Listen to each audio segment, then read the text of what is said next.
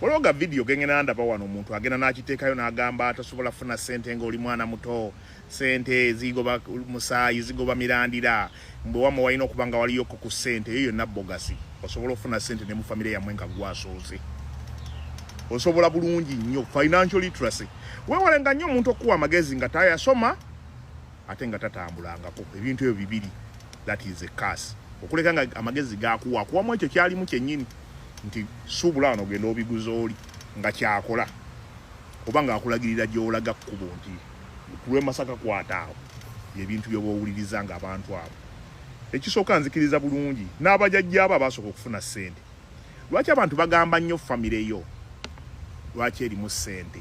Loni bwenva wano nga nyina baganda bange balina kye bakola mu Kampala. Singa nkomawo e Uganda nga nyina miliyoni zange 5 oba 10 nti kyeyo kiganye. Baganda bange bengenda okukubira mbagambe mukulu wange tukoze tutya angambe jangu wenyige wano.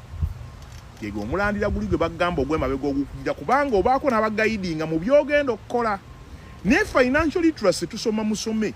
Era osobola okusoma n'ofunira ddala ssente nga toyina yadde. Lwakuba obuzibu ekigambo ssente kitegeeza ebintu nga 5. Kambite mu lukwakwayo nabikolako dda. Otegeere woogwa. Nambeemu. Waliwo ekintu kye bayita credibility. Credibility bwe busobozi omuntu okubeera nga asobola okwesiga ku lwekyo kyakumanyiiko. Omuntu ali credible ye omuntu gw'asobola okwesiga nti gundi alina galagi wali nga bw'obeera ng'olina omudaala gw'emmere oli najja n'agamba mpaayo ettooke lintwalire ewaka nja kulaba olw'eggulo naye ng'ewuwe omanyiiwo oba okuba nti omanyi ewuwe si kyekimu ne customers z'obuzi nga tomumanyi era oli bwajja omusaba ssente abantu basaavinga emmere mu bikuubo eyo oludda wa mu maduuka ewa Kisekka oli najja ku dduuka ku makya n'agamba anti munaalya ekyenkya nti ye n'abawa emmere sowaani ezi nga tomuwadde yadde n'ekikumi n'akomawo n'aleeta ekyenkya n'aleeta ekyemisana n'aleeta ne kacaayi olw'eggulo n'amaana ajja okubanja olw'eggulo nga mwagenze n'akomawo enkeera n'olwokuba nti edduuka weeriri amanyi togenda kusenguka nkya atunuulira credit wo. Namba 2 tulina kye tuyita integrity, obusobozi okukola ekintu wadde omuntu akulaba wadde takulaba n'okimaliriza nga bwe kirina okuba. Ekyo abantu ebiseera bisinga tubeereyo mu tox n'ogamba nti oyiseewo olw'okubanga oli otuusa omuzimbira akayumba n'omusaba miliyoni 3 n'agakuwa.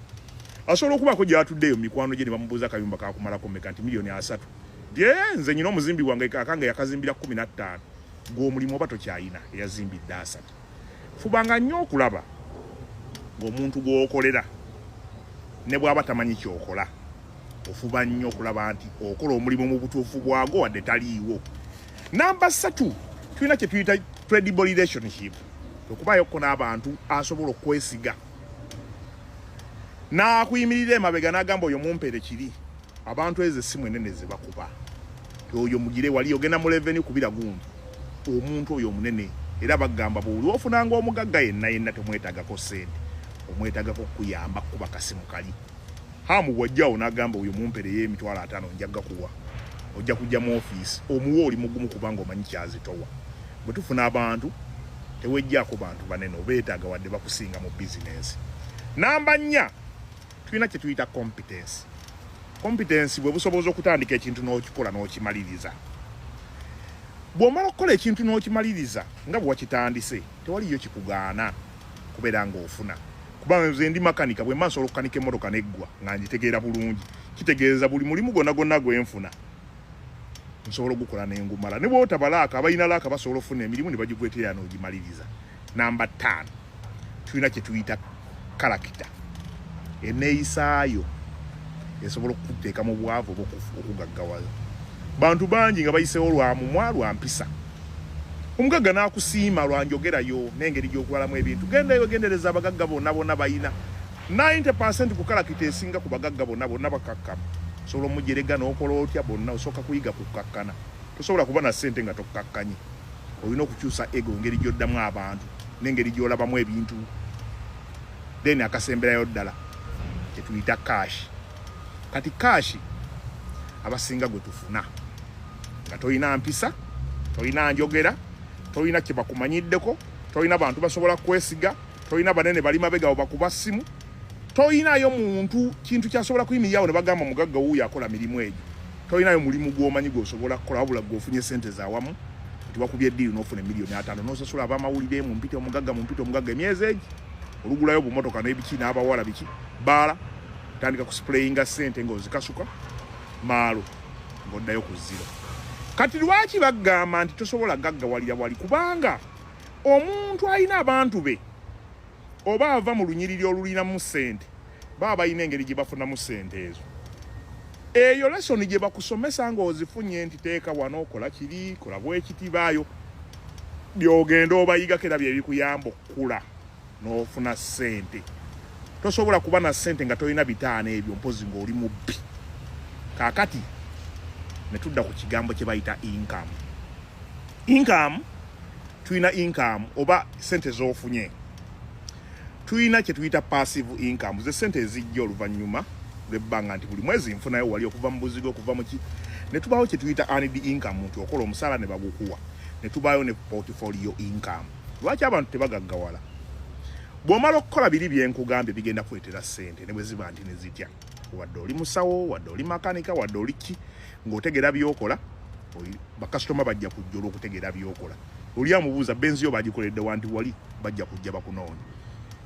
Okumaliriza ebintu mu budde. Kati ogenda kutuuka ekiseera ng'okola byonna n'ofunayo akasente. Lwaki tetugaggawala? Abasinga okukola sente tebazijja mu mirimu gye tukola oba kusuubula oba kukola ki. Bakiyita portfolio income wano wali obugagga. Nti mbadde makanika sente zenkozeemu nguzeemu wali ettaka. Ettaka lyenguze wadde nsuubula wano busipeeyo n'ojjamu sente n'ogulayo akataka kapoloti. Okaguze $2 n'olinda ne wayitawo emyaka 2 n'okatunda $2,540. Ebyo nguza akayumba wali 2 n'okaddaabiriza n'okatunda 45. Abantu bwe bafulipinga sente ezisinga okuba ennene ziva mu kufulipinga bya bugagga. Okufulipinga kitegeeza ogula ekintu n'oyozaamu. Oguza akamotoka ka $2 n'okateekamu emu ekitundu n'oyiya ne bakuwaamu 10. Oguza akamotoka ka $7 n'okateekamu 2 ne bakuwaamu 13. Ezo sente z'oba ofunye $5 oba 4 kitundu ez'amagoba mu short time ze zigaggawaza abantu. Kati bulaza bano bonna abagamba kubanga bw'ogamba osubula ebintu obiteke ku dduuka biyinza okutuulamu. Ne bw'osubula akamotoka ng'okasubudde sente entuufu ne bw'oba ng'oteeze babizibu ne bw'oba oyagala kuvaamu n'ogamba nakaguze 5 njagalamu 5 kitundu waliwo abazikuwa awo wennyini we mutundira gwenga kakulemye okutunda kyakubiri. Ebikalu by'oba oguze ng'obiguze kukyusa mu sente zo ne bw'oba gwe tolina mukisa gwa bakasitoma omulala asobola okikutundira ye n'ayitawo. Kyova tulina babbulooka be babeera mu makkati awo. Buli mugagga gw'olaba azimba amayumba g'abapangisa afune passive income. Okugaggawala weetaaga ebintu 3. Income zonna 3 olina okuba ng'ozigwamu. Earned income ze sente z'okola n'ofuna. Olwaleero nti naguddewo edduuka ne bampa omusaala, nakoledde wali nakanisa ne bampaayo ke bampadde nakoledde ogumu. Osobola okuba ng'ofuna earned income n'ogenda mu passive n'oteeka mu mizigo. Ne babeera nga abapangisa bakuwaayo omwezi. Then bw'ova mu ebyo n'otandika okufulipinga ebikalu. Buli w'obeera mu income ezo 3 oba mugagga. Tewabaawo omusiru addamu wano okujja okugamba mbu tosobola gaggawala kubanga ki. Olina okubeera mu income za bika 3. Portfolio income yeegaggawaza. Era byo bw'ogiyingira Katonda n'akuyamba n'ofunayo obukadde bwaga. Ne bw'ogamba kantandika okusuubula amamotoka kangulengayo bwa 10-12 bw'otunde 13 ekitundu n'olyako akakadde. Ezo sente oba tozikoledde zijja buzibu. Ofuna eri n'ogamba kati nga bwe nfunye wano business ezadde kanzimbeyo obuzigo. Buzigo ng'osuubirayo eno bw'ofulipingayo bumotoka oba bw'otunda obupoloti amayumba ng'eno ate bw'oline mu kirala. Oba mu income 3 oba mu load sente gozikozesa obubi okuleka ng'oli muutta. Sente tezigoba mirandira. Financial literacy bagiyigiriza osobola okweyigiriza. Gwayagala kino nnumba mu kaboxi nkunnyonnyole. Sente osobola okweyigiriza ozikola.